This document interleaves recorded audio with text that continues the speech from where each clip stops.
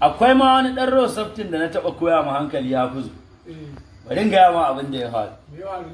Wata rana ina tahiya ƙasa saboda lokacin ma ba ni da mashin, ina tahiya ƙasa sai wani mutum yana bisa mashin motobi sai ya gamu da ni sai ya faka ban tsaida shi ba, sai ya rage wa ya ce zo in rage ma hanya.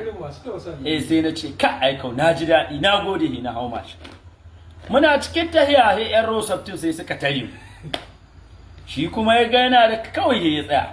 Na ce ka kawai kuskure da kaza yana tsaya wannan kalma ta kayi kuskure da sai suka ji sai ɗaya ni ina jin sabon hitowa aiki ne sarkin aiki sai yana zowa kawai sai ya ce kawo makullin ka kikir kawai kashe makullin ya zari sai wancan ya ce mai da shige ya ce a kai shi ofis.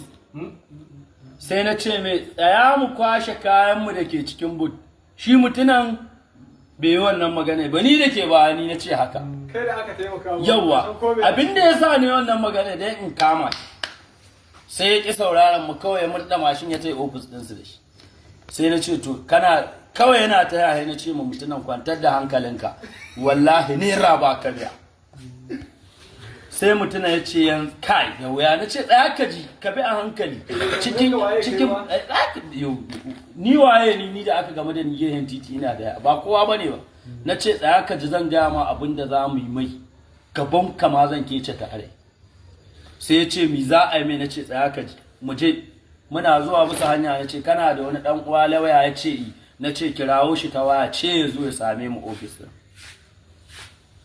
Tun kan ya zo ka ce ya baka kuɗin lissahin aiki da za ka ba wasu kahintoci za a yi mai rihi, ya baka naira 300 ka ka kai ma kahintocin, shi kuma ya tafi da kuɗin.